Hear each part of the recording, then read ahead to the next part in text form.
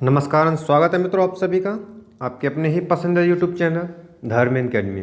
DElEd fourth semester की मित्रों हमारी प्रिपरेशन प्रारंभ हो चुकी है, जिसमें आपको आपके द्वितीय प्रश्न पत्र, चतुर्थ प्रश्न पत्र और मैथ की हमारी क्लासेस प्रारंभ हो चुकी हैं, चल रही हैं। और इसी श्रृंखला को कंटिन्यू करते हुए मित्रों आज हम आपके लिए लेकर आए आपके पेपर फर्स्ट के लिए, यानी आपके प्रथम प्रश्न पत्र आरंभिक स्तर पर भाषा एवं गणित के पठन लेखन क्षमता का विकास के सबसे महत्वपूर्ण 150 प्लस वस्तुनिष्ठ प्रश्नों की श्रृंखला की बिग मैराथन क्लासेज है मित्रों। और यह आपके एग्जाम को ध्यान में रखते हुए काफ़ी आपके लिए महत्वपूर्ण और हेल्पफुल होने वाली है मित्रों। इसीलिए अगर आप हमारे चैनल पर नए हैं तो चैनल को सब्सक्राइब कर लीजिए, और चैनल को सब्सक्राइब करने के पश्चात में जो पास में बेल आइकन उसको प्रेस कर लीजिए, ताकि समय से लेटेस्ट वीडियो का नोटिफिकेशन आपको मिलता रहेगा मित्रों। तो प्रारंभ करते हैं आज की सबसे महत्वपूर्ण क्लास पेपर 1 के लिए बिग मैराथन मोस्ट इम्पोर्टेंट की श्रृंखला मित्रों का पहला ही क्वेश्चन है, पठन के कितने प्रकार होते हैं मित्रों। तो आपके पास 4 ऑप्शन आपको देखने के लिए मिलेंगे इसमें, और 2 सेकंड के लिए आपको समय दिया जाएगा, तो आप अपने अकॉर्डिंग भी आंसर सेलेक्ट कर सकते हैं और आप अपना स्तर भी देख सकते हैं हमारे कितने सही हुए हैं। ठीक है मित्रों, तो पठन के जो प्रकार हैं वो 4 प्रकार का होता है। पहला मुद्रा भाव पठन, ठीक है, सभी बिंदुओं को एक्सप्लेन करते हुए चलेंगे। पहला मुद्रा भाव पठन होता है, दूसरा दृश्य पठन, अभिनय पठन और चित्र पठन। ये आपके 4 प्रकार के पठन होते हैं। सेकंड क्वेश्चन है आपका, लिखित अभिव्यक्ति के लिए महत्वपूर्ण बिंदुओं की संख्या कितनी होती है। तो लिखित अभिव्यक्ति के लिए भी महत्वपूर्ण बिंदुओं की संख्या जो होती है वो 4 होती है। ठीक है, तो इसे आप बता सकते हैं, किस तरह आप दर्शा सकते हैं, उसके वर्णों के आधार पर, यानी वाचनीयता बोल करके, लिख करके, उसकी क्रमबद्ध वर्णों को एक वाक्य शब्द वाक्य के रूप में लगा करके। तो इस तरह इसकी 4 प्रकार के हमारी महत्वपूर्ण बिंदुओं की संख्या होती है। नेक्स्ट क्वेश्चन है आपका, पठन भाषा शिक्षण का रूप होता है। तो देखिए, जो पठन भाषा शिक्षण का जो रूप होता है वो व्यवहारिक होता है, ना कि मौलिक। ठीक है, तो याद रखेंगे जो पठन भाषा शिक्षण का जो रूप होता है वो व्यवहारिक होगा, इसलिए आपका व्यवहारिक बिल्कुल करेक्ट होगा। नेक्स्ट क्वेश्चन है आपका, लिखित अभिव्यक्ति का महत्वपूर्ण बिंदु है। तो ये देखो, ये 4 बिंदु हैं, 4 में से जो महत्वपूर्ण बिंदु है वह पूछा गया है। तो महत्वपूर्ण बिंदु है लिखित अभिव्यक्ति का, क्योंकि विद्यार्थी को व्याकरण का ज्ञान होना चाहिए, और व्याकरण का ज्ञान होने के पश्चात वो लिखित अभिव्यक्ति तभी बेहतर ढंग से प्रस्तुत कर पाएगा, तब उसको वर्णों को वो क्रमबद्ध तरीके से लगा पाएगा। इसलिए क्रमबद्धता सबसे महत्वपूर्ण लिखित अभिव्यक्ति का गुण है। नेक्स्ट क्वेश्चन है आपका, भाषा की कितनी इकाइयाँ होती हैं। तो भाषा की 3 इकाइयाँ होती हैं, जिसे हम पहली इकाई यानी सबसे छोटी इकाई ध्वनि या वर्ड कह सकते हैं आप, और वर्णों से मिलकर शब्द, शब्दों से मिलकर वाक्य। इस तरह आपकी जो इकाइयाँ हैं वो कितनी होंगी, ध्वनि की यानी भाषा की इकाइयों की संख्या कितनी होगी, आपकी इकाइयों की संख्या 3 होगी। नेक्स्ट क्वेश्चन है आपका, वर्ण के भेद होते हैं। तो वर्ण के भेद जो होते हैं वो 2 प्रकार के होते हैं, स्वर और व्यंजन। कितने प्रकार होते हैं, 2, स्वर और व्यंजन। तो आपका आंसर जो होगा वो 2 करेक्ट हो जाएगा यहाँ पर। नेक्स्ट क्वेश्चन है आपका, मात्राओं के आधार पर स्वर कितने प्रकार के होते हैं। ठीक है, अगर स्वरों की बात करें तो मात्राओं के आधार पर स्वर 3 प्रकार के होते हैं, जैसे कि प्रीवियस सेमेस्टर में आपने अध्ययन भी किया है। ह्रस्व स्वर, यानी इनके उच्चारण काल में 1 मात्रा का समय लगता है। दीर्घ स्वर, जिनके उच्चारण काल में 2 मात्रा का समय लगता है। और प्लस स्वर, यानी इनके उच्चारण काल में 2 से अधिक मात्रा का समय लगता है। तो मात्राओं के आधार पर जो स्वरों के प्रकार हैं वो 3 प्रकार के होते हैं, और 3 ऑप्शन डी में है, इसलिए ऑप्शन डी आपका बिल्कुल यहाँ पर करेक्ट हो जाएगा। नेक्स्ट हो गया, हिंदी में व्यंजन वर्णों की संख्या कितनी होती है। तो हिंदी में व्यंजनों की संख्या पूछी गई है, यानी व्यंजन वर्णों की संख्या जो होती है वो 33 होती है। और यहीं पर अगर स्वरों की बात की जाएगी हिंदी में तो 11 होती है। ठीक है, याद रखेंगे। नेक्स्ट क्वेश्चन है आपका, परस्पर मेल के आधार पर व्यंजन है। परस्पर मेल का मतलब होता है वर्ण, यानी आपस में जो वर्णों के द्वारा मिलकर जो व्यंजन बनते हैं वो है। ठीक है, तो एक संयुक्त व्यंजन दो वर्णों के मेल से बनते हैं। द्वित्व व्यंजन, ये दोनों ही द्वित्व कहें या द्विगुण व्यंजन कहें, तो ये दोनों ही इसके प्रकार हैं, इसलिए दोनों की जगह अब ऑप्शन सी करेक्ट हो जाएगा, क्योंकि ऑप्शन सी सेलेक्टेड बेहतर है और वह दोनों ही दिए हुए हैं। ठीक है, इसलिए नेक्स्ट क्वेश्चन आ जाएगा आपका, स्रोत के आधार पर शब्द के भेद बताइए। तो देखिए, स्रोत के आधार पर, अर्थ के आधार पर, आदि के आधार पर सभी के टाइप अलग अलग होते हैं, ठीक है। और जैसे ही क्वेश्चन आता है उसकी एक्सप्लेन भी अलग अलग तरीके से आप समझेंगे। तो स्रोत के आधार पर अगर बात करेंगे तो स्रोत के आधार पर जो शब्दों के भेद होते हैं वो दो प्रकार के होते हैं, जिसमें तद्भव शब्द आते हैं, तत्सम शब्द आते हैं। तत्सम वे शब्द होते हैं जो एज इट इज संस्कृत भाषा से ज्यों के त्यों प्रयोग में लाए जाते हैं, वह तत्सम शब्द कहलाएंगे। और तद्भव शब्द जो जिनके भाव परिवर्तित हो गए हैं समय के अकॉर्डिंग, वह आपके तद्भव शब्द कहलाएंगे। तो यहाँ पर जो आपका आंसर होगा वो सा हो जाएगा। नेक्स्ट क्वेश्चन है आपका, प्रयोग के आधार पर शब्दों के भेद बताइए। तो देखिए, यहाँ पर प्रयोग के आधार पर पूछा है, तो भी दो प्रकार के होते हैं। कौन से प्रकार होते हैं? एक तो विकारी और अविकारी, ठीक है। विकारी और अविकारी। अविकारी वे वर्ण होते हैं या वे शब्द होते हैं जिसमें लिंग, वचन, क्रिया आदि का कोई भी प्रभाव नहीं पड़ता है, और विकारी में इन सभी का प्रभाव पड़ता है। तो यहाँ पर भी आपका ऑप्शन सा हो जाएगा, बिल्कुल से करेक्ट। नेक्स्ट क्वेश्चन है आपका, ध्वनि क्या है? ध्वनि किसी वर्ड की जो इसे हम छोटी, सबसे छोटी इकाई यानी मूल तत्व बोलें, ध्वन्यात्मक भाषा है, ठीक है। शिक्षा अर्जन करने का एक माध्यम भी है। तो यहाँ पर जो उपयुक्त ऑप्शन हो रहा है आपका ऑप्शन सी बिल्कुल करेक्ट हो जाएगा। तो वस्तुनिष्ठ प्रश्नों में यह भी विशेषता देखनी होती है कि सबसे उपयुक्त आंसर क्या हो रहा है, ठीक है, उसी के अकॉर्डिंग। तो चार ऑप्शन को सबसे पहले रीड करना बेहद आवश्यक है। यह नहीं कि आपने पहला ही देखा और लगा दिया, हो सकता है कुछ आगे और भी दिया हो, ठीक है। तो ध्वनि के मूल तत्व है, तो ध्वनि के जो मूल तत्व होते हैं उसमें सार्थकता होनी चाहिए, स्पष्टता होनी चाहिए, शुद्धता होनी चाहिए। इस तरह उसका आंसर हो जाएगा हमारा ऑप्शन डी बिल्कुल सही, ठीक है। कि ध्वनि के जो होते हैं वो मूल तत्व क्या है? तो सार्थकता होनी चाहिए, स्पष्टता होनी चाहिए, शुद्धता होगी, तभी आप अपनी ध्वनि या वर्णों के माध्यम से जो भी आपकी लिखित अभिव्यक्ति है या मौखिक अभिव्यक्ति है उसको प्रस्तुत कर पाएंगे एक दूसरे के समक्ष में। नेक्स्ट क्वेश्चन है आपका, ध्वनि के लिए अपेक्षित बातें हैं, यानी ध्वनि के लिए क्या क्या अपेक्षित बातें हैं? ऑप्शन में आपके दिए हुए हैं। तो उत्पादन, संवहन, ग्रहण या उपरोक्त सभी। तो करेक्ट आंसर आपका डी हो जाएगा, क्योंकि ध्वनि के लिए उत्पादन, संवहन और ग्रहण ये तीनों ही बातें मोस्ट इंपोर्टेंट है, इसलिए आंसर आपका डी होगा। नेक्स्ट क्वेश्चन है आपका, ध्वनि विज्ञान में अध्ययन किया जाता है, ठीक है। तो ध्वनि विज्ञान में किसका अध्ययन किया जाता है? चार ऑप्शन आपके पास हैं। तो मानवों के मुख से निःसृत ध्वनि का, यानी मानव का जो मुख होता है, मुख के विभिन्न भागों से जो वर्ण उच्चारित होते हैं, जैसे कंठ से, तालु से, दंत से आदि से, तो निःसृत ध्वनि का अध्ययन किया जाता है ध्वनि विज्ञान में, इसलिए ऑप्शन बी अकॉर्डिंग के आंसर सही होगा। नेक्स्ट क्वेश्चन है आपका, मनुष्य के उच्चारण उपयोगी अवयव हैं, ठीक है। उच्चारण उपयोगी यहाँ से यानी कि मनुष्य के जो मुख है उसके भिन्न भिन्न भागों से जो उच्चारण उपयोगी वर्ण हैं उच्चारित किए जाते हैं, जैसे काकल है, कंठ है, दंत है, तालु है, ओष्ठ है, जिह्वा है आदि। तो यहाँ पर आपका आंसर होगा उपयुक्त सभी, डी। नेक्स्ट क्वेश्चन है, विज्ञान में व्यंजनों की संख्या है। तो ध्वनि विज्ञान में व्यंजनों की संख्या है वो 36 मानी गई है, इसलिए आप 36 आंसर लगाएंगे, वो कि आपका बिल्कुल करेक्ट होगा। नेक्स्ट क्वेश्चन है आपका, हिंदी ध्वनियों का वर्गीकरण किया जा सकता है, यानी हिंदी की जो ध्वनियाँ होती हैं उनका किस आधार पर वर्गीकरण किया जा सकता है? तो जिह्वा के आधार पर, ह्रस्व दीर्घ स्वर या प्लस स्वर के आधार पर। तो इन दोनों के अकॉर्डिंग उनका वर्गीकरण किया जा सकता है, इसलिए आपका आंसर जो है वो सा बिल्कुल करेक्ट हो जाएगा इसका। नेक्स्ट क्वेश्चन है आपका, ह्रस्व स्वर होते हैं, तो मैंने स्वरों के प्रकार बताए थे मात्रा के अकॉर्डिंग, 3 प्रकार के, ह्रस्व, दीर्घ और प्लस स्वर। ह्रस्व स्वरों की संख्या हिंदी में 4 है, ठीक है। आ, ई, उ, रे, ले, आ, ई, उ, रे, और संस्कृत की बात करेंगे तो ले, ठीक है। तो आपके लिए ऑप्शन में 4 दिया है, इसलिए आप 4 लगाएंगे। 5 दिया होता तो 5 लगाते आप। नेक्स्ट क्वेश्चन है आपका, ओष्ठाकृति के आधार पर स्वर होते हैं। ओष्ठाकृति का मतलब है जो आपके होठ हैं, होठों की किस प्रकार की आकृति के द्वारा स्वरों को बोला जा सकता है, उच्चारण किया जा सकता है। तो कुछ शब्द जो होते हैं ओष्ठाकृति के वृत्ताकार, जैसे ओ बोल रहे हैं तो व्रत की एक होष्ठ के बीच में, दोनों ओष्ठों के बीच में व्रत की संरचना भी नहीं हुई है। जैसे अन्य सब वर्णों की जब उच्चारण कर रहे हैं तो अवृत्ताकार हो जाएंगे, ठीक है। तो दोनों ही प्रकार के ओष्ठाकृति के आधार पर स्वर होते हैं। तो करेक्ट आंसर आपका सी हो जाएगा।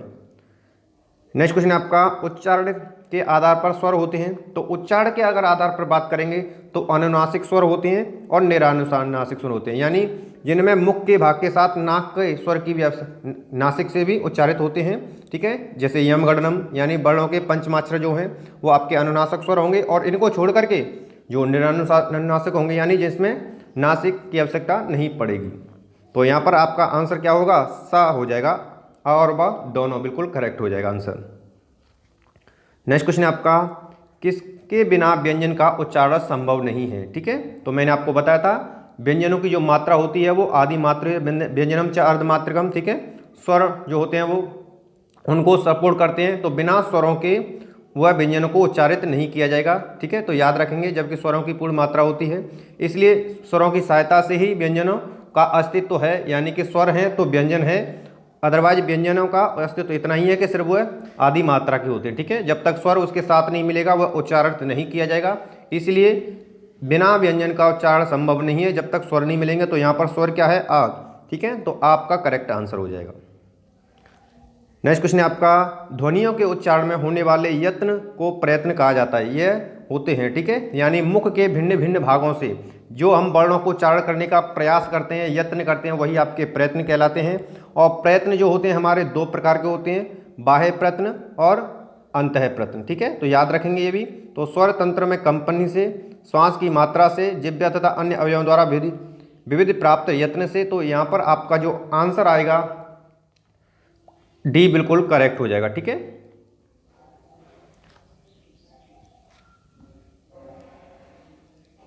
कविता शिक्षण के उद्देश्य हैं, यानी जब प्राइमरी क्लास में जब आप विद्यार्थियों को कविता शिक्षण कराते हैं तो उसके जो उद्देश्य हैं वो क्या होते हैं, छात्रों में कल्पना शक्ति तथा तर्क शक्ति का विकास करना, छात्रों में भावनात्मक व चारित्रिक भावनाओं का विकास करना, छात्रों के चरित्र का निर्माण में सहयोग करना। तो आपका करेक्ट आंसर उपयुक्त सभी हो जाएगा, क्योंकि जो उद्देश्य होते हैं कविता शिक्षण के छात्रों के, उपयुक्त ऑप्शन में चारों ही 3 सही हैं, चौथा आपका डी हो जाएगा बिल्कुल सही। नेक्स्ट क्वेश्चन है, आप नाटक शिक्षण के उद्देश्य बताइए, यानी जो अभिनय बोलते हैं हम। ठीक है, तो छात्रों में सुनने व सुनकर अर्थ ग्रहण करने की योग्यता का विकास करना, छात्रों में शब्द एवं सूक्ति भंडार का ज्ञान करने को विकसित करना, बालकों को स्वस्थ मनोरंजन कराना। तो यहाँ पर भी आपका आंसर जो होगा वो डी हो जाएगा बिल्कुल से करेक्ट। नाटक शिक्षण के ही ये उद्देश्य दिए हुए हैं आपके। नेक्स्ट आपका, ख वर्ण कौन से वर्ग में आता है। ठीक है, तो अकुह विसर्जनीम कंटा, यानी का खा गा, तो का वर्ग के अंतर्गत आता है आपका ख, तो आपका आंसर हो जाएगा स, का वर्ग के अंतर्गत आता है ख। नेक्स्ट क्वेश्चन आपका, अंग्रेजी में कितने वर्ण होते हैं, यानी जो टोटल अल्फाबेटिकल वर्ण हैं हमारे कितने होते हैं, तो 26, यानी कि अंग्रेजी में जो वर्णमाला में जो वर्ण की संख्या होती है वो 26 है। नेक्स्ट क्वेश्चन है आपका, अर्थ की दृष्टि से शब्द के कितने प्रकार होते हैं। तो जैसे कि मैंने आपको बताया था, अर्थ की दृष्टि से जो शब्दों के प्रकार हैं वो 2 प्रकार के होते हैं। ठीक है, कितने प्रकार के होंगे शब्द, 2 प्रकार के। नेक्स्ट है आपका, अर्थ की दृष्टि से वाक्य कितने प्रकार के हैं। तो यहाँ पर दोनों को ध्यान में रखना होगा, शब्द और वाक्य के लिए। ठीक है, तो वाक्यों के प्रकार 8 प्रकार के होते हैं।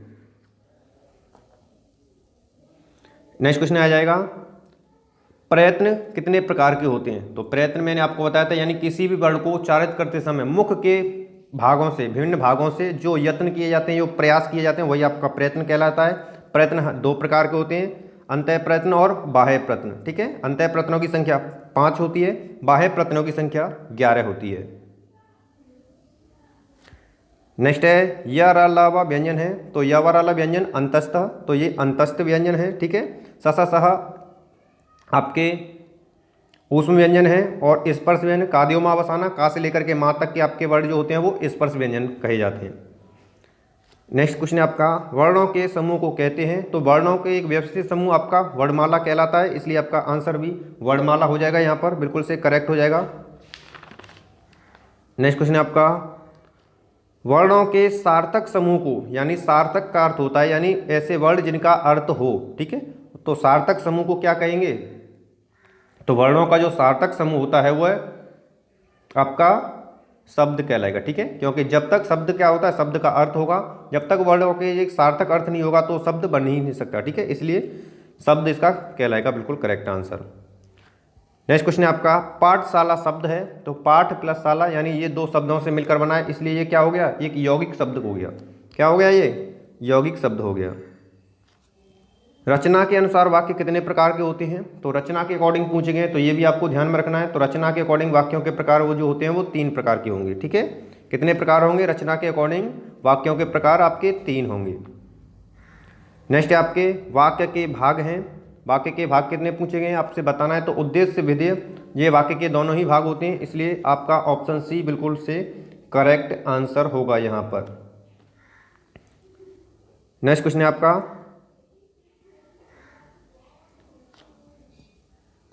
ख ध्वनि है, अल्प प्राण है, महाप्राण है। तो मैंने आपको एक सूत्र बताया था, खरो व्यवहार संवादनाश महाप्राण, तो आपका ये महाप्राण ध्वनि है। ठीक है, तो ये भी आपको ध्यान में रखना होगा। का ध्वनि का उच्चारित स्थान है अको विसर्जनीयम कंठा, तो मैंने आपको बताया था कावड़ हा और विसर्ग इनका उच्चारित स्थान क्या है, कंठ है, ये कंठ से उच्चारित होती हैं। नेक्स्ट क्वेश्चन आपका, अ ई उ रे स्वर हैं, एक मात्रा वाले यानी कि हृस्व स्वर हैं ये, जिनके उच्चारण काल में 2 मात्रा का समय लगेगा। दीर्घ स्वर 2 से अधिक मात्रा का समय लगेगा, वो प्लुत स्वर कहलाएंगे। देवनागरी लिपि का विकास किस लिपि से हुआ है, तो देवनागरी की जो लिपि है उसका विकास जो है ब्राह्मी लिपि से हुआ है, इसलिए आपका आंसर जो होगा वो ब्राह्मी लिपि हो जाएगा। नेक्स्ट क्वेश्चन है आपका, निम्नलिखित में से कौन सा अशुद्ध उच्चारण का कारण नहीं पूछा गया, ये विशेष ध्यान रखना। ठीक है, ध्वनि लोप, ध्वनि विकृति, सुलेख विहीनता, ध्वनि विपर्य। ठीक है, तो यहाँ पर नहीं पूछा गया है आपसे, तो यही विशेष ध्यान रखना होता है। ध्वनि यानी कि जो अशुद्धता उच्चारण का जो कारण नहीं है वो सुलेख विहीनता है। ठीक है, और बाकी सभी कारण हैं। नेक्स्ट क्वेश्चन है आपका, विराम चिन्ह को क्या कहते हैं, ये चिन्ह दर्शाया गया है। तो विराम चिन्हों के मैंने आपको प्रकार, एक स्पेशल वीडियो है विराम चिन्हों के ऊपर, जिसमें 13 विराम चिन्हों को मैंने आपको 13 हिंदी के चिन्हों को आपको बताया, जिसमें आपको यहाँ पर ये चिन्ह देखना है। तो आप समझ गए होंगे कि आंसर इसका क्या होगा। यह जो चिन्ह है वो विस्मय विधेयक चिन्ह का है। ठीक है, जो शोक, दया, ह्रास, उल्लास आदि के लिए किया जाता है। नेक्स्ट है आपका विराम चिन्ह, इसका भी आप अंक चित्र दिया हुआ है, यानी कि चिन्ह दिया हुआ को क्या कहते हैं, तो इसे भी आप अच्छी तरीके से समझ गए होंगे। बस जस्ट 1 सेकंड का आंसर देना है। ये अल्प विराम का है। किसका है, अल्प विराम का। हिंदी में वर्णों की संख्या होती है, तो हिंदी में वर्णों की संख्या पूछी गई है। तो देखिए यहाँ पर ऑप्शन भी मायने रखते हैं। ठीक है, तो 52 याद रखेंगे आप भी, यानी बी ऑप्शन करेक्ट हो जाएगा। नेक्स्ट आपका, दंतव्य व्यंजनों का वर्ण ना किस वर्ग में आता है। ठीक है, लितु लसानाम दंतः, तो ना वर्ग का पूछा गया है। तो लृ तु लसाना दर्ण, तो ता वर्ग के अंतर्गत आता है आपका जो ना है। ठीक है, तो ये भी याद रखेंगे कौन सा वर्ग किस वर्ग के अंतर्गत आता है। मैंने 5 वर्ग बताए हैं का, जिसे शॉर्टकट में आपको चुटुटुपु याद कर सकते हैं। ठीक है, नेक्स्ट है आपका, आश्चर्य, हर्ष, शोक तथा उत्साह में प्रयोग किया जाता है। जैसे कि मैंने अभी आपको जस्ट उस चिन्ह का प्रयोग किया है, तो आंसर आपका हो जाएगा विस्मयादिबोधक चिन्ह। ठीक है, जिसे अंग्रेजी में एक्सक्लेमेटरी चिन्ह बोलते हैं। ठीक है, तो ये भी आप ध्यान रखेंगे। नेक्स्ट क्वेश्चन है आपका, कोष्टक चिन्ह है, तो कोष्टकों के प्रकार भी अलग अलग होते हैं, छोटा कोष्टक, मझला कोष्टक और बड़ा कोष्टक। इसी तरह ये तीनों ही प्रकार दिए हुए हैं, तो आपका जो आंसर होगा वो डी हो जाएगा, यानी तीनों ही कोष्टकों के आपके ये प्रकार हैं। नेक्स्ट क्वेश्चन है आपका, इतिश्री जो चिन्ह होता है के लिए प्रयोग किया जाता है, तो किसके लिए प्रयोग किया जाता है। 4 ऑप्शन आपके अकॉर्डिंग दिए हुए हैं, तो इसको भी जल्दी से जवाब दीजिए। तो आपका सा ऑप्शन बिल्कुल से करेक्ट हो जाएगा, इतिश्री जो प्रयोग है किया जाता है। नेक्स्ट क्वेश्चन है, प्रश्नवाचक चिन्ह है, तो प्रश्नवाचक सा ऑप्शन में है आपका। नेक्स्ट हो जाएगा निदेशक चिन्ह, यानी जिसे डैश बोलते हैं हम, तो डैश का तो आप अच्छी तरीके से विधिवत है, ज्ञात है आपको, तो कौन सा हो जाएगा इसका आंसर भी, इसका आंसर भी सा बिल्कुल से करेक्ट हो जाएगा। नेक्स्ट क्वेश्चन है आपका, लेखन को प्रारंभ करने हेतु सावधानियां हैं। ठीक है, तो लेखन को अगर लिखना आपको प्रारंभ करना है तो सबसे पहले क्या क्या सावधानी बरतनी होंगी, तो यहाँ पर 4 ऑप्शन है, तो ये भी देखना होगा। तो चिकनी तख्ती का होना आपके लिए बेहद आवश्यक है, लेखनी आपकी अच्छी होनी चाहिए, तख्ती पर हाशिया बनाना यानी आपको हाशिया आना चाहिए, तो यहाँ पर आंसर हो जाएगा उपयुक्त सभी, डी बिल्कुल से करेक्ट आंसर होगा। नेक्स्ट आपका अनुनासिक चिन्ह है। ठीक है, तो अनुनासिक चिन्ह कौन सा है, ये ऑप्शन दिए हुए हैं। तो आपका करेक्ट आंसर अनुनासिक का जो है वो चंद्रबिंदी बोलेंगे, ठीक है। तो सा बिल्कुल करेक्ट हो जाएगा। नेक्स्ट आपका अड़ा जो वर्ड है वो किस वर्ग में आता है, ठीक है। अड़ा जो वर्ग है वो किस वर्ग में आता है, तो मैंने आपको पांचों वर्गों को आपको अवगत करा चुका है। तो अड़ा जो वर्ड है वो आपके किस वर्ग में आता है, टा वर्ग में, ठीक है। किस वर्ग में आएगा आपका, टा ठा ढा ड़ा, ठीक है। इस तरह आप बढ़ेंगे तो नेक्स्ट आपका कोमल का विलोम शब्द होगा, ठीक है। पर्यायवाची शब्द, विलोम शब्द, ये भी कुछ विशेष ध्यान रखने होते हैं आपको। तो कोमल, कोमल का मतलब होता है सॉफ्ट, मुलायम, ठीक है। और इसका ठीक विपरीत पूछा गया, यानी कि विलोम शब्द तो क्या होगा, कठोर, ठीक है। तो ये भी आपको ध्यान में रखना होगा। और ये अन्य जो दिए हुए हैं इसके पर्याय शब्द ही मिलते जुलते दिए हुए हैं, ठीक है। तो ये भी विशेष ध्यान रखना होता है। नेक्स्ट है आपका गणेश का समानार्थी। समानार्थी का मतलब होता है पर्यायवाची शब्द, ठीक है, यानी इसके जैसे समान अर्थ रखने वाला कौन है, ठीक है। तो आपके पास चार ऑप्शन यहाँ पर भी हैं। तो चार ऑप्शन में से गणेश का समानार्थी शब्द कौन सा होगा, तो लंबोदर, ठीक है। यानी जो पर्यायवाची शब्द हैं वह है लंबोदर होगा गणेश जी का। गज हाथी का होता है, तो इस तरह आप याद रखेंगे। नेक्स्ट है अगम का अर्थ है। अगम, देखिए दो शब्द होते हैं, एक सुगम और दुर्गम, ठीक है। तो सुगम से ही आपका अगम तैयार हुआ है, ठीक है, अगम, ठीक है। तो अ और गम अगर हम अलग अलग करेंगे, अगम, गम का अर्थ होता है गमन यानी जाना, आ का मतलब नहीं, जहां पर पहुंचना कठिन हो, ठीक है। तो वो क्या हो जाएगा आपका, दुर्लभ हो जाएगा। आंसर इसका क्या हो जाएगा आपका, दुर्लभ हो जाएगा। इस तरह आपका ऑप्शन सी बिल्कुल करेक्ट होगा। स्वरों की सहायता के बिना जिन वर्णों का उच्चारण नहीं हो पाता है वे क्या कहलाते हैं। जैसे मैं आपको बता चुका हूँ, व्यंजन च अर्धमात्रकम, व्यंजनों की मात्रा जो होती है आदि मात्रा होती है। जब तक इसके साथ स्वर नहीं मिलेगा यह उच्चारित नहीं होंगे, इनका कोई अस्तित्व नहीं रहेगा जब तक स्वर नहीं आता है, ठीक है। तो व्यंजन आपका करेक्ट आंसर हो जाएगा यहाँ पर। नेक्स्ट है आपका का सा के योग से निर्मित होता है, का प्लस सा षटकोण वाला, ठीक है। का और सा के योग से जो वर्ण बनता है, तो ये अभी आपको याद रखना होगा। तो आपका छ तैयार होता है क और सा से, ठीक है। ये आपके संयुक्त व्यंजन होती हैं चार, ठीक है। ये भी सा सा सा छ ज्ञा, ठीक है, ता जिसे त्र बोलते हैं आप, याद रखना है। ये भी अड़ा या अड़ा या अड़ा नामा ये वर्ण हैं। तो ये सारे जो वर्ण हैं पांचों वर्ण हैं पंचमाक्षर के हैं। तो ये आपके क्या हैं, अनुस्वार वर्ण है, इसलिए आपका आंसर भी सा हो जाएगा, बिल्कुल से करेक्ट आंसर यहाँ पर। नेक्स्ट क्वेश्चन है आपका अनुस्वार को किस लिपि या चिन्ह के द्वारा व्यक्त करते हैं। तो अनुस्वार के लिए आपको ध्यान में रखना है। तो अनुस्वार के लिए जो करेक्ट आंसर होगा, जिसे एक बिंदी बोलते हैं, बी बिल्कुल से करेक्ट हो जाएगा। नेक्स्ट क्वेश्चन है आपका 10 तक के आंकड़ों में सबसे बड़ी संख्या है। तो 1 से लेकर के जब आप 10 तक के आंकड़े लिखेंगे तो 10 तक के अंकों में सबसे बड़ी संख्या आपकी 9 होगी, इसलिए आपका आंसर होगा 9 बिल्कुल करेक्ट हो जाएगा यहाँ पर ऑप्शन के अकॉर्डिंग, ठीक है। नेक्स्ट क्वेश्चन है आपका 75 संख्या है। तो 75 आपको ये भी देखना होगा ऑप्शन में किस तरह के दिए हैं, सम दिए हैं, विषम दिए हैं, ठीक है। तो जिसमें 2 से भाग चला जाएगा वो सम संख्या, और जिसमें 2 से भाग नहीं जाएगा वो विषम संख्या। तो जो 75 है वो आपकी क्या है, एक विषम संख्या है, ठीक है। नेक्स्ट क्वेश्चन है आपका आरोही क्रम, ठीक है।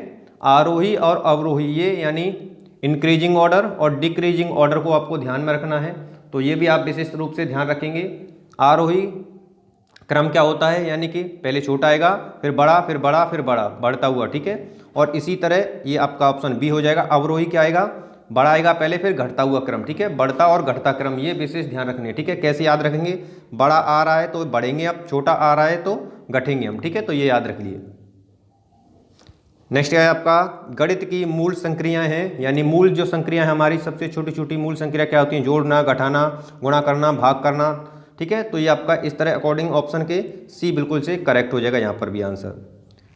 नेक्स्ट क्वेश्चन आपका जोड़ की क्रिया में जोड़ते हैं, ठीक है। तो जोड़ की क्रिया में यहाँ पर आपको देखना है क्या क्या जोड़ते हैं। इकाई को इकाई से जोड़ेंगे, दहाई को दहाई से जोड़ेंगे, या सैकड़े को सैकड़े से जोड़ेंगे। तो देखिए जोड़ की क्रिया में ये कोई निश्चित नहीं होता है कि आप इकाई से इकाई को जोड़ें या दहाई से दहाई को जोड़ेंगे, ठीक है। जो जोड़ की प्रक्रिया दी होती है, कोई संख्या दी है तो आपको जोड़ने की जो नियम है वो याद आने चाहिए। तो यहाँ पर आप उपरोक्त सभी आपका बिल्कुल करेक्ट आंसर होगा, ठीक है। नेक्स्ट आपका गुणा में संक्रियाएं होती हैं। जो गुणा की जो संक्रियाएं होती हैं वो किस प्रकार की होती हैं, इसका ऑप्शन का कहने का मतलब ये है। तो गुणे होती हैं, गुणक होते हैं, गुणनफल होते हैं, ये सभी होते हैं। तो इसलिए यहाँ पर आपका आंसर भी डी हो जाएगा। नेक्स्ट क्वेश्चन है आपका एक दहाई में कितनी इकाई होती हैं। अब देखो एक दहाई का मतलब क्या है आपका 10, और ये आपसे पूछा गया है। और आपसे पूछा गया है कि भाई इकाई कितनी होंगी, तो 1 से लेकर के काउंट कीजिए भाई, तो दहाई तक कितने इकाई हो जाएंगी, 10 क्या हो जाएंगी, इकाई हो जाएंगी। इसलिए आपका आंसर जो होगा, एक दहाई में कितनी इकाइयाँ होती हैं, इकाइयों की संख्या, क्योंकि 1 × 1 10 करेंगे तब भी 10 आएंगे, तो कितनी हो जाएगी आपकी, 10 हो जाएगी। इसलिए आपका आंसर भी 10 ही रहने वाला है यहाँ पर भी, ठीक है। नेक्स्ट क्वेश्चन है आपका, 2 सैकड़े में कितनी इकाइयाँ होती हैं। अब देखो 2 सैकड़े, 2 × सैकड़े मतलब 100। अब इकाइयों की संख्या आप लगा सकते हैं, 2 सैकड़े में कितनी इकाइयाँ होंगी, ठीक है। जैसे कि मैंने इकाई अंक अलग कर दिया और जो सैकड़े का अंक है अलग कर दिया, तो यहाँ पर आप स्पष्ट तरीके से ऑप्शन समझ पाए होंगे कि जो इकाई 2 सैकड़े में इकाइयों की संख्या होती है वो कितनी होती है, 2 से होगी, ठीक है। कितनी होगी, 2 से, जो कि ऑप्शन डी में होगा। नेक्स्ट क्वेश्चन है आपका, 3 सैकड़े में कितनी दहाइयाँ होती हैं। तो यहाँ पर देखिए दहाइयों की संख्या पूछी गई है, तो 30 × 10 आपका कितना होगा, दहाई यानी 300 हो जाएगा, यानी वही 3 सैकड़ा यानी 3 और सैकड़ा 2, ठीक है, 300 हो जाएगा। तो यहाँ पर दहाइयों की संख्या पूछी गई, इससे पहले इकाइयों की संख्या पूछी गई, तो यहाँ पर दहाइयों की संख्या कितनी होगी आप स्पष्ट तरीके से देख भी पा रहे होंगे। तो 30 आपका बिल्कुल करेक्ट हो जाएगा, ऑप्शन सी। नेक्स्ट क्वेश्चन है आपका, 1 सैकड़ा बराबर होता है। 1 सैकड़ा मतलब 1 और 100, यानी कितना हो गया ये 100 जिसे बोलेंगे हम। 1 सैकड़ा बराबर होता है 5 दहाई के, 7 दहाई के, 9 दहाई के या 10 दहाई के, ठीक है। तो 100 का मतलब होता है 10 × 10 दहाई के, ये बराबर होता है। इसलिए क्या हो जाएगा आपका आंसर भी यहाँ पर, तो यहाँ पर भी आपका आंसर 10 यानी 10 दहाई बिल्कुल से करेक्ट हो जाएगा, जो कि ऑप्शन डी में दिया हुआ है।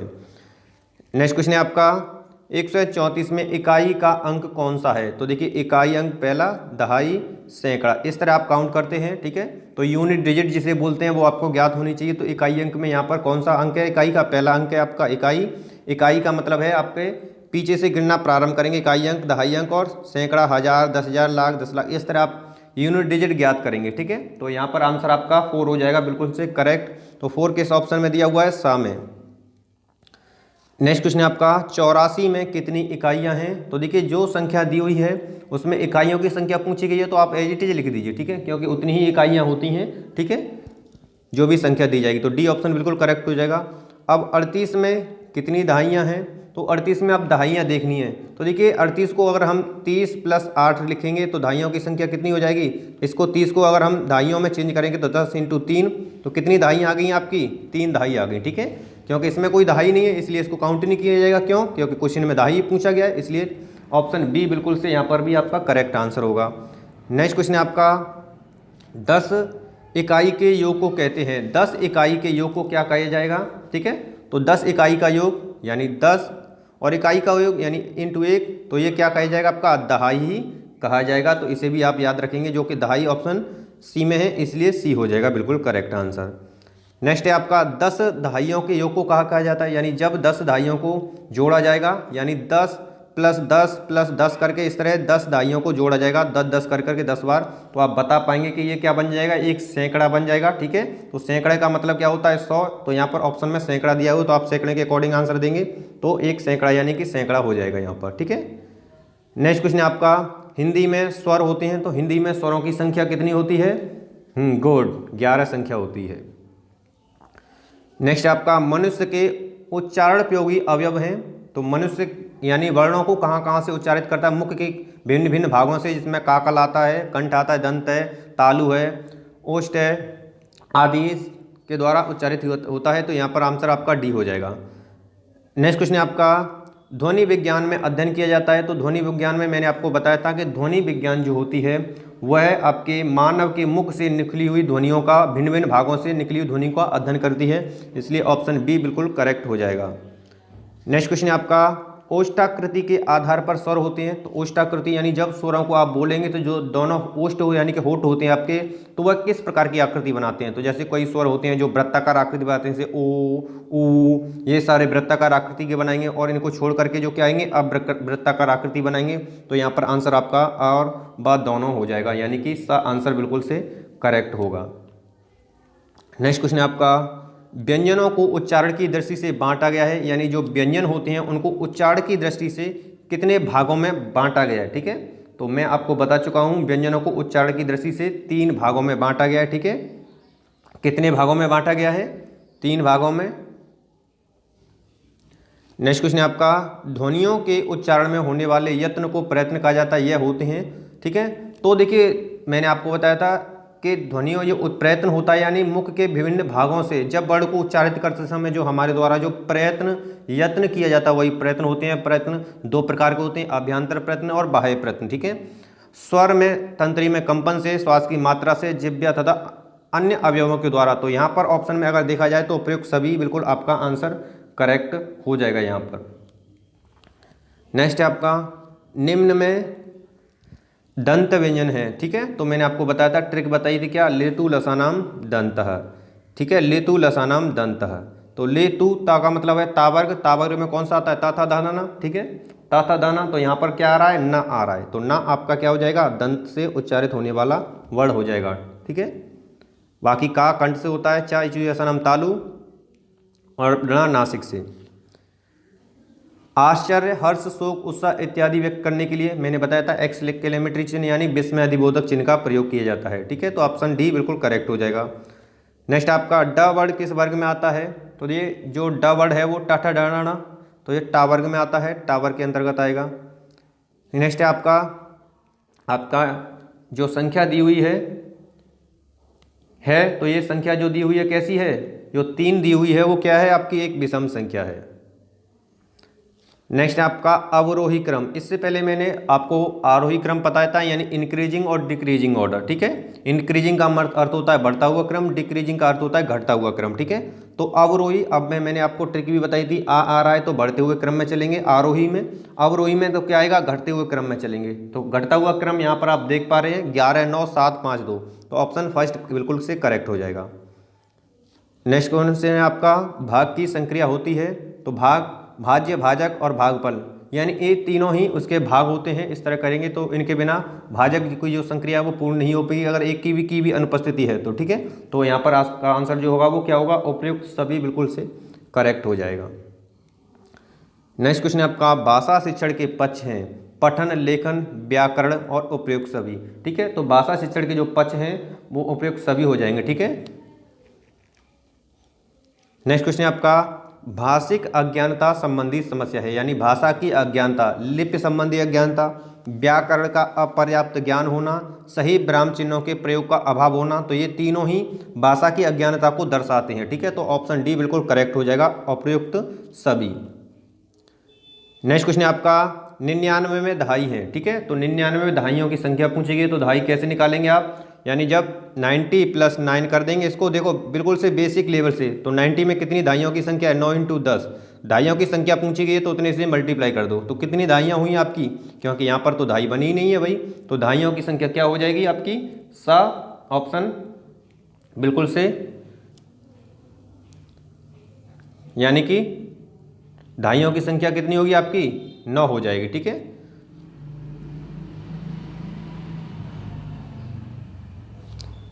नेक्स्ट क्वेश्चन है आपका, लेखन एक शारीरिक क्रिया है जिसमें बालकों के हाथों की गतिविधियों करनी पड़ती है, कथन है। ये लेखन के संबंध में जो कथन दिया हुआ है। ठीक है, तो कथन मनोवैज्ञानिकों के द्वारा दिए हुए हैं, ये भी आपको ध्यान में रखने होंगे। तो ये दिया हुआ है श्रीमती मांटेसी यानी मारिया मांटेसी महोदय के द्वारा दिया हुआ है ये। नेक्स्ट क्वेश्चन है, जिनका उच्चारण स्थान यानी उच्चारण कंठ के स्पर्श से होता है। ठीक है, कंठ के स्पर्श यानी कंठ से उच्चारण होता है वह वर्ड हैं, तो ये ऑप्शन दिए हुए हैं और चारों ऑप्शनों में आपके अलग अलग वर्ड दिए हुए हैं। तो आपको मैंने ट्रिक बताई थी, तो अकुआ विसर्जनियम कंठः, तो का वर्ग और हा और विसर्ग का उच्चारण स्थान क्या होता है, कंठ से होता है, तो यहाँ पर का वर्ग दिया हुआ है, का खा घा घा। ठीक है, यानी 5 वर्ण में से 4 वर्ड दिए हुए हैं, तो आपका आंसर भी यही होगा। ज्ञानार्जन और ज्ञान वृद्धि का साधन है, ज्ञान को अर्जन करना और ज्ञान को डेवलप यानी वृद्धि करना, प्रत्यक्ष निरीक्षण तथा स्वानुभव से, विचार विनिमय एवं दूसरों की शिक्षा ग्रहण से, स्वाध्याय तथा पठन अभ्यास से। तो ये तीनों ही जो ऑप्शन दिए हुए हैं वो ज्ञान अर्जन और ज्ञान वृद्धि के ही साधन है, इसलिए आपका ऑप्शन बी जो है आपका डी यानी कि बिल्कुल उपयुक्त सभी करेक्ट हो जाएगा। नेक्स्ट क्वेश्चन है आपका, विराम संबंधी समस्या का प्रमुख कारण है, यानी विराम संबंधी समस्या का सबसे बड़ा कारण क्या होता है, ये अब 4 ऑप्शन में दिए हुए हैं। तो विराम चिन्हों का ज्ञान ना होना, आत्मविश्वास का अभाव होना, उपयुक्त दोनों या उपयुक्त में से कोई नहीं। तो देखिए विराम संबंधी समस्या पूछी गई है प्रमुख कारण, तो विराम चिन्हों का ज्ञान न होने के कारण ही व्यक्ति जो क्या है विद्यार्थी विराम चिन्हों को सही उपयुक्त प्रयोग नहीं कर पाएगा। आत्मविश्वास का अभाव इसमें कोई मायने नहीं रखेगा। नेक्स्ट है आपका विव्रत स्वर है। देखो स्वर जो संव्रत ओष्ठों के आधार पर और विव्रत, ठीक है, तो ये ध्यान रखना है विव्रत स्वर और संव्रत स्वर, ठीक है। तो जो विव्रत स्वर यहाँ पर पूछे गए हैं तो आ ओ ये आपके क्या हैं विव्रत स्वर हैं, यानी कि ऑप्शन बी हो जाएगा। एक तरह से बंद आकृति, जैसे मुंह को बंद बोल करके बंद मुंह से भी बोल जा सकते हैं और मुंह को खोले आकृति, संव्रत और विव्रत, ठीक है। संव्रत का अर्थ होता है बंद और विव्रत का अर्थ खुला हुआ, ठीक है। नेक्स्ट क्वेश्चन आपका आनंद का पर्यायवाची शब्द, पर्यायवाची शब्द पूछा जाए या समानार्थी पद पूछा जाए तो मोद, प्रमोद, सुख, ये जो दिए हुए हैं आपके जो पर्यायवाची किसके हैं, आनंद के ही हैं, इसलिए आपका ऑप्शन डी बिल्कुल करेक्ट हो जाएगा। नेक्स्ट क्वेश्चन आपका निम्न में से कौन सा संयुक्त व्यंजन नहीं है। संयुक्त व्यंजन आप विधिवत रूप से जानते हैं, ठीक है, तो कौन सा व्यंजन नहीं है, तो यहाँ पर जो दिया हुआ है ऑप्शन बी में, जिसे हम यहाँ बोलेंगे, ठीक है, यानी चूल्हे में यहाँ, तो ब ऑप्शन बिल्कुल करेक्ट हो जाएगा। नहीं पूछा गया, ये ध्यान रखना है। नेक्स्ट क्वेश्चन आपका निम्नलिखित में से दीर्घ स्वर है पूछा गया, तो दीर्घ आ ई उ रेल ये क्या है आपके ह्रस्व स्वर हैं, जबकि आ जो दिया हुआ है वो दीर्घ स्वर है, इसलिए यहाँ पर आपका आंसर भी आ होगा, यानी ऑप्शन बी करेक्ट हो जाएगा। नेक्स्ट क्वेश्चन आपका किसके उच्चारण में निचला होठ ऊपरी दांतों से स्पर्श करता है, ठीक है। तो कई बार एग्जाम में यहाँ तक ये वाला जो क्वेश्चन है वो यूपी टेट और सुपर टेट में भी बना है। तो देखो किसके उच्चारण में निचला होठ ऊपरी दांतों से स्पर्श करेगा, तो वो वर्ड आपको यहाँ पर देखो अब वर्ड दिए हुए हैं, वहाँ पर आपके कंठ, दंत, तालु इस तरह दिया हुआ था, बस ये इसमें चेंज था। तो ये भी आपको विशेष ध्यान रखना होता है कि देखो उच्चारण स्थान के लिए मैंने आपको ट्रिक दी है जो कि आपको चैनल पर मिल जाएगी बेहतर वे में, ठीक है। तो जो ब है, ठीक है, तो आपका हो जाएगा ब बिल्कुल करेक्ट आंसर, यानी उच्चारण निचला होठ ऊपरी दांतों से स्पर्श करेगा तो ये दंत, ठीक है, स्पर्श बोलेंगे इन्हें। नेक्स्ट क्वेश्चन आपका वाक्य जहां बहुत ही कम ठहरना होता है वहां प्रयोग किया जाता है, यानी यदि आप किसी वाक्य में बहुत ही कम ठहरना होता है वहां पर प्रयोग किया जाता है, किसका प्रयोग किया जाता है, इसमें अल्प विराम का प्रयोग किया जाता है।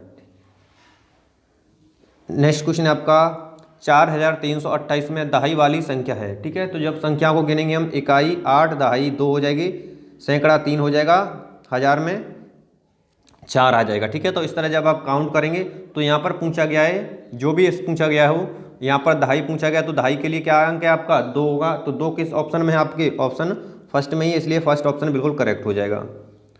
नेक्स्ट क्वेश्चन है आपका जब आंकड़ों को घटते हुए क्रम में लिखा जाता है तो किसे कहते हैं, ठीक है। तो मैंने आपको आंकड़ों के बारे में बताया था, आरोही और अवरोही क्रम, यानी इंक्रीजिंग ऑर्डर, डिक्रीजिंग ऑर्डर, ठीक है।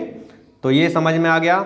आरोही क्रम का अर्थ क्या होता है आपका, आंकड़ों को किस क्रम में लिखे जाते हैं, बढ़ते हुए क्रम में, ठीक है, जबकि अवरोही क्रम में आंकड़े किस में लिखे जाते हैं, घटते हुए क्रम में, और घटता हुआ क्रम ही पूछा गया, तो अवरोही आपका आंसर होगा। नेक्स्ट क्वेश्चन आपका मूल संख्या में वृद्धि करना, बढ़ाना अथवा योग करना कहलाता है। तो देखिए मूल संख्या में वृद्धि करें, बढ़ाएं उसको या योग करें, आपके पास दिया हुआ है, तो ये क्या कहलाता है, जोड़ या योगफल कहेंगे, ठीक है। तो यहाँ पर जोड़ ऑप्शन में दिया हुआ है, बिल्कुल करेक्ट हो जाएगा। नेक्स्ट क्वेश्चन आपका किसी भी संख्या के मान होते हैं, कोई भी संख्या दी होती है उसके 2 मान होते हैं, एक स्थानीय मान और उसका जातीय मान। कितने मान होते हैं, स्थानीय मान यानी वह किस स्थान पर है इकाई, दहाई, सैकड़े के पे, जातीय मान मतलब उसका खुद की वैल्यू, जैसे 3 है तो उसका खुद की वैल्यू यानी खुद का मान जातीय मान 3 ही होगा, ठीक है। कोई भी संख्या है उसका जातीय मान वह स्वयं संख्या होती है, ठीक है। और दूसरी वैल्यू जो होती है वो स्थानीय मान है, ठीक है, तो यानी किस स्थान पर वो उपस्थित है। यहाँ पर आपका आंसर 2 बिल्कुल करेक्ट हो जाएगा। नेक्स्ट क्वेश्चन आपका 3 अंकों की सबसे पहली संख्या क्या है। तो यहाँ ऑप्शन में आप देख लीजिए सबसे पहली संख्या क्या लिख रही है, सबसे छोटी संख्या पूछी जा सकती है, 100 ही आपका करेक्ट आंसर होगा, यानी ऑप्शन फर्स्ट बिल्कुल करेक्ट होगा। नेक्स्ट क्वेश्चन है आपका पठन की प्रक्रिया में उचित आरोह अवरोह का समावेश न होने का प्रमुख कारण क्या है। देखिए कोई भी वाक्य जब आप पढ़ रहे हो, ठीक है, कविता हो, गद्यांश हो, जब आप उचित आरोह अवरोह उसमें समावेश नहीं कर पाएंगे तो होगा क्या, प्रमुख कारण क्या है, ना होना, इनका समावेश ना कर पाना विद्यार्थी के में 4 ऑप्शन दिए हुए हैं। तो यहाँ पर भी देखना क्या है, शीघ्रता से पठन, यानी आप जब किसी भी पाठ को जल्दी जल्दी पढ़ेंगे तो ना तो आप उसमें उचित आरोह अवरोह का क्रम लगा पाएंगे, ठीक है, ना उसके भाव को समझेंगे, यानी भाव को समझकर ना पढ़ना, अधिक तेज आवाज़ में पढ़ना, तो इसमें क्या होता है उसके आरोह और जो अवरोह होते हैं वो बिल्कुल से छुप जाते हैं। तो यहाँ पर आंसर आपका डी हो बिल्कुल करेक्ट हो जाएगा। नेक्स्ट क्वेश्चन है आपका लिखित भाषा के ध्वन्यात्मक पठन को कहते हैं। यानी जब भाषा लिखित है तो उसके ध्वन्यात्मक पठन को क्या कहेंगे? तो लिखित भाषा के ध्वन्यात्मक पठन कहलाता है। बिल्कुल करेक्ट जवाब है आपका, सस्वर पाठन कहलाएगा। क्या कहलाएगा? सस्वर पाठन। नेक्स्ट क्वेश्चन आपका, वाक्य में निम्नलिखित गुण होते हैं। तो वाक्य के गुण बताने आपको, तो सार्थकता होनी चाहिए वाक्य में, क्रमबद्धता होनी चाहिए, ठीक है, क्योंकि जब तक वाक्य सार्थक एक नहीं कोई अर्थ नहीं प्रस्तुत करेगा तो वाक्य सार्थक नहीं होगा, ठीक है। तो यहाँ पर जो आपका आंसर देना होगा आपको ऑप्शन के अकॉर्डिंग, तो करेक्ट आंसर ठीक ऑप्शन सा बिल्कुल हो जाएगा। नेक्स्ट क्वेश्चन है आपका, का उच्चारण स्थान है। तो का के लिए मैं आपको ट्रिक बताई थी, अकुह विसर्जनियम कंठा, जिसमें आ का वर्ग, हा और विसर्ग का उच्चारण स्थान जो होता है वो कहाँ से होता है? कंठ से होता है, ठीक है। और लितुलसानाम दंतः, दंत के लिए ट्रिक, इचिलसानाम तालु और लितुलसानाम मूर्धा।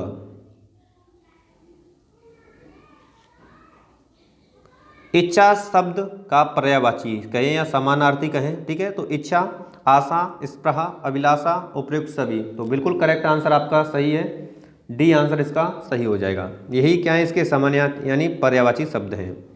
नेक्स्ट आपका कोष्टक के चिन्ह हैं। कोष्टक 3 प्रकार के होते हैं, इसमें छोटा कोष्टक आता है, मझला कोष्टक और बड़ा कोष्टक, ठीक है। तो यहाँ पर ऑप्शन डी बिल्कुल करेक्ट हो जाएगा। नेक्स्ट क्वेश्चन है आपका, किसी कथन का विस्तार देने वाले विवरण को प्रारंभ के लिए किस विवरण चिन्ह का प्रयोग किया जाता है? अब देखो यहाँ पर कहा भी गया है किस कथन का विस्तार देने वाले विवरण को प्रारंभ करने के लिए, और फिर अंत में भी कह दिया कि विवरण चिन्ह का प्रयोग किया जाता है। तो आपको समझ आना चाहिए कि बस विवरण चिन्ह को पूछ रहा है इसने। जब विवरण चिन्ह को पूछा गया है तो आप विवरण चिन्ह को अच्छी भली से जानते हैं कि विवरण दिया जाता है आ, ऑप्शन में बिल्कुल करेक्ट हो जाएगा।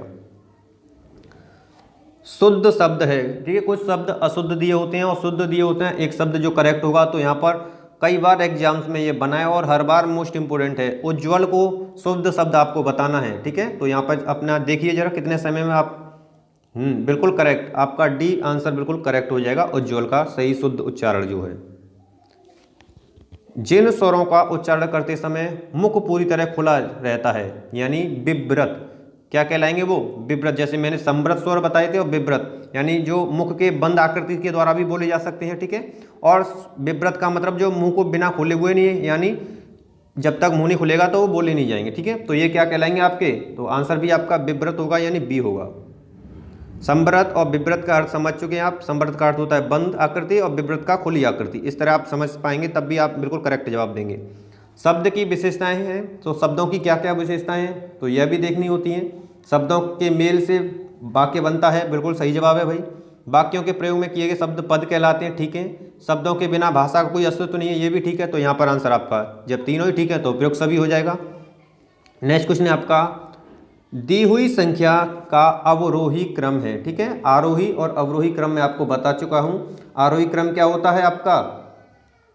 बढ़ता हुआ, जैसे आ रहा है तो आ मतलब बढ़ता हुआ, अब का मतलब घटता हुआ। तो यहाँ 4 ऑप्शन में आप देख सकते हैं कि घटता हुआ क्रम किस ऑप्शन में है, तो ऑप्शन फर्स्ट बिल्कुल करेक्ट हो जाएगा। जो संख्या दी हुई है उसका जो अवरोही क्रम है वो घटता हुआ क्रम फर्स्ट ऑप्शन में है।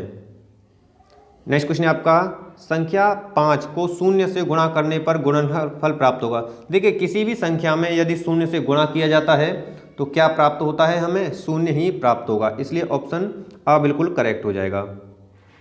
नेक्स्ट क्वेश्चन आपका, ये छोटे छोटे क्वेश्चन है ना, काफ़ी इंपॉर्टेंट रखते हैं, ठीक है। कई बार क्या होता है हम छोटे क्वेश्चनों को बड़ों को करने के लिए छोटे को भूल जाते हैं, तो ये ध्यान में रखने हैं। ये छोटी छोटी मिस्टेक हमें 1 नंबर लाने से रोक देती है। कई बार किसी संख्या यानी 0 को किसी संख्या से भाग देने पर भागफल आता है। तो प्रश्न को इस तरह के जो छोटे छोटे प्रश्न होते हैं इसको अच्छी तरीके से रीड कीजिए, प्रश्न आखिर क्या कह रहा है, और जवाब आपको मालूम होते हुए भी आप गलत कर देते हैं, ठीक है। तो ये नहीं होना चाहिए। तो 0 को किसी संख्या से भाग देने पर, 0 को किसी संख्या से हमने मान लिया 1 या 2 या कोई भी संख्या से जब हम भाग देंगे, तो ये कहने का प्रश्न का तात्पर्य है कि भाई 0 को किसी संख्या से भाग दिए जाने पर तो भागफल यानी कि उत्तर क्या आता है। तो 0 को जब किसी संख्या से भाग दिया जाएगा यानी कि यह आकर स्थिति बनेगी, 0 को किसी संख्या से भाग दिया जाएगा तो क्या आएगा आपका? 0 आएगा, ठीक है।